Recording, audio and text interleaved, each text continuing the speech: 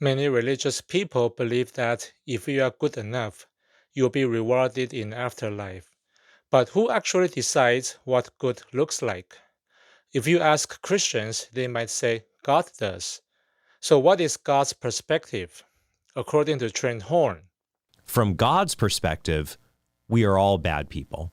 does this mean we should suspend our own judgment and simply adopt God's standards, believing everyone is bad? Many Christians would say yes, but that brings up another question. Who gets to tell us what God's standards are in the first place? And how do we really know God sees everyone as bad? In this video, I'll explain why it's dangerous to give up your own moral compass, even if someone claims they speak for God. I'm pretty sure you haven't heard this perspective anywhere else, so stick around to the end. Hello, my friends. Welcome to my channel. I'm Shane at Mindful Living. Thank you for tuning in. My goal here is to help you think clearly about religious beliefs so you can make informed decisions about your life, whether you are a believer or not. Now, I realize many of you might click away soon, so let me say this up front. Please don't abandon your moral judgment. Your conscience might not be perfect, but it's the best tool you have for deciding right from wrong. Don't let other people tell you how to think. Make your own decisions. Now, most Christians will tell you that Jesus is the only way to salvation. You can't get to heaven by your own efforts because no matter how hard you try, you will still fall short. Trent Horn uses an analogy to explain.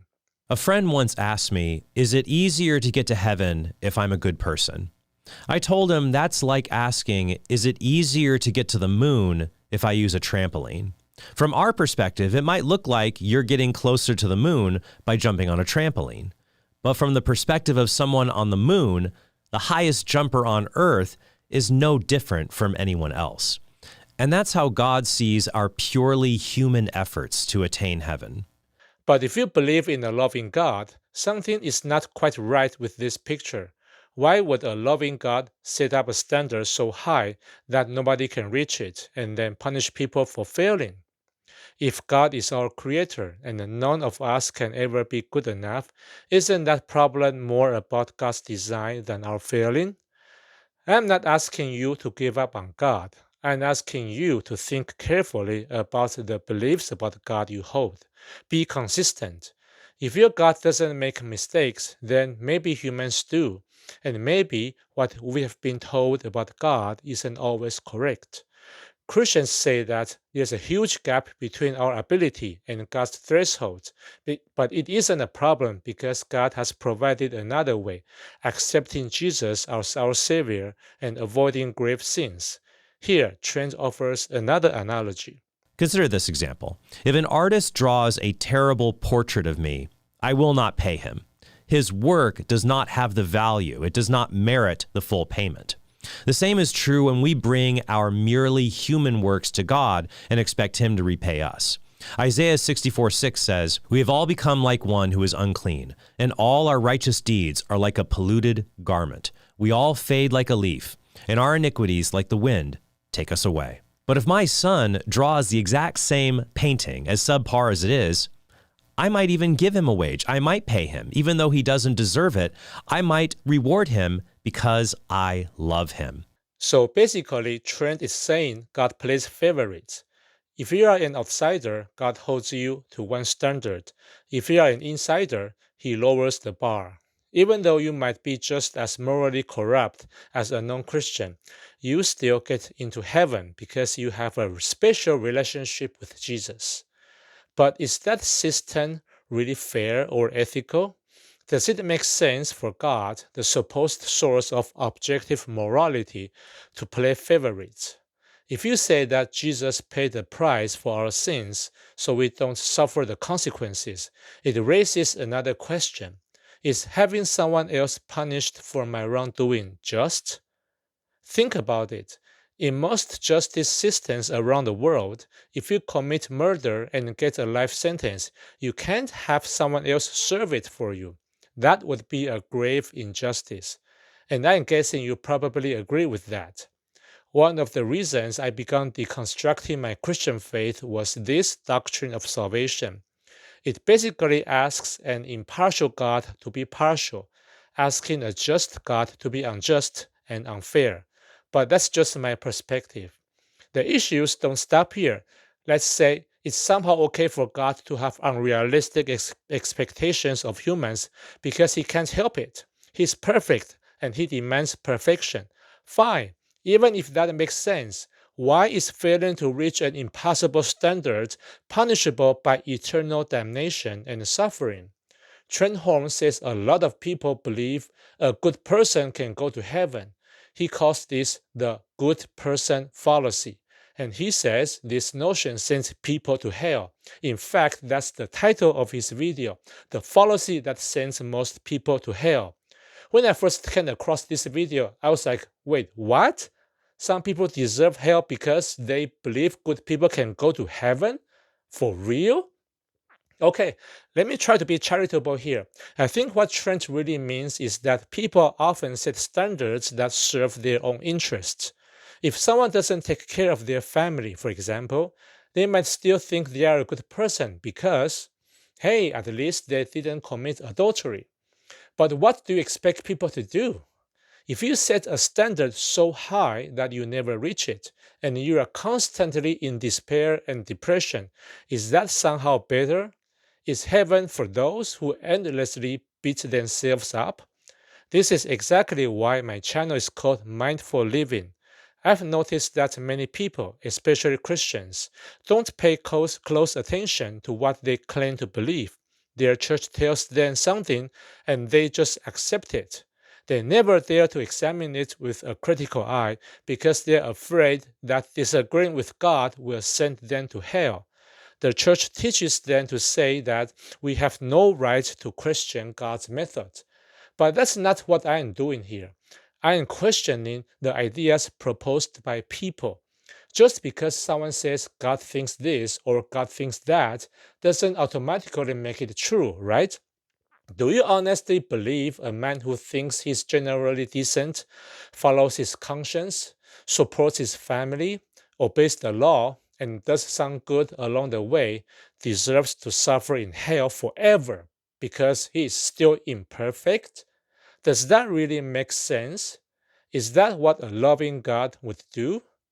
This is where things get interesting. Some Christians feel uneasy about eternal punishment, so there's an idea called universalism. It says everyone will eventually be saved. Some may suffer temporarily to pay for their sins, but in the end, God's love wins.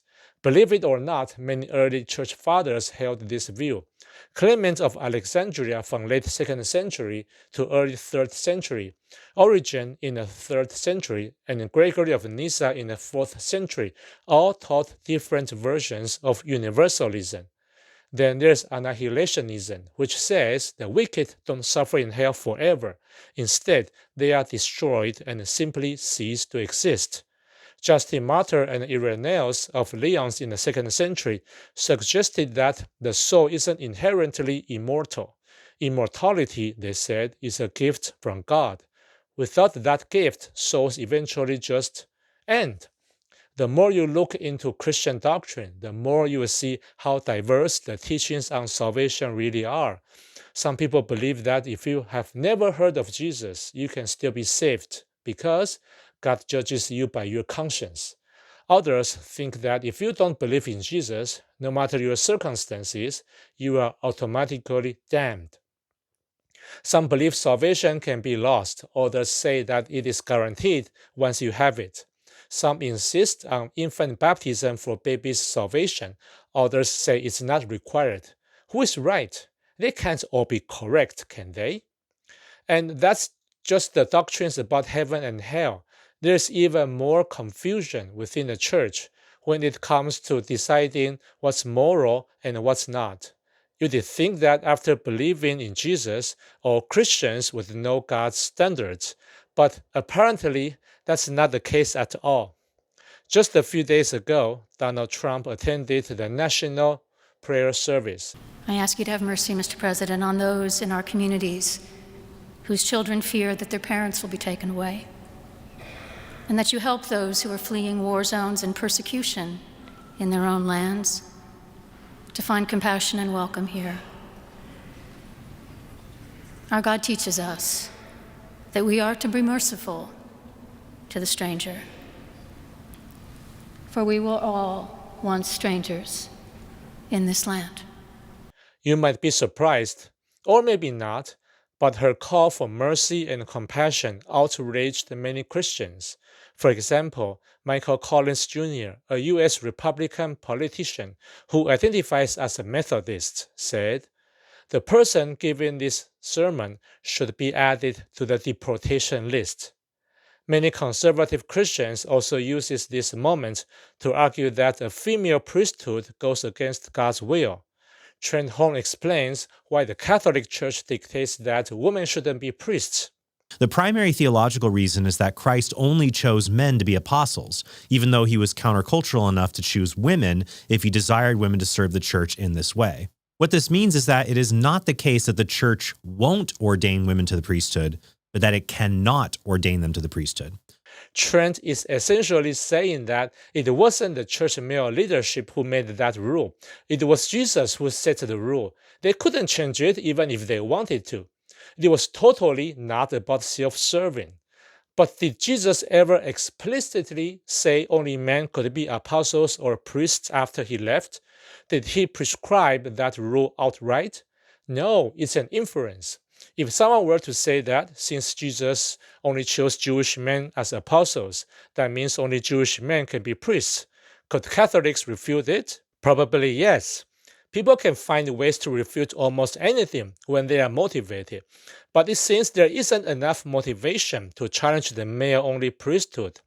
Do you see what I'm getting at? There is often intense disagreement over God's will and standards, even among people who say they follow God. So let me ask again, who gets to decide what God's standards are? This is why I said at the beginning, you are in the best position to judge right from wrong. I'm not telling you which doctrine on heaven and hell is correct, or whether illegal immigrants deserve compassion, or whether women can be priests. I just want you to think for yourself. Sure, keep believing in God, but don't let others dictate what that means. Think through the doctrines you have been taught. Do they actually make sense to you? Do you really believe them? Don't be the person who hasn't entered heaven yet but has already lost touch with their own conscience. If you are like that, you are primed for manipulation by anyone claiming to know God's will. And if you don't look out for yourself, who will? And now it's your turn. I'd love to hear your thoughts. Leave a comment below. And if you found this video helpful, please drop a like and subscribe. See you in the next one.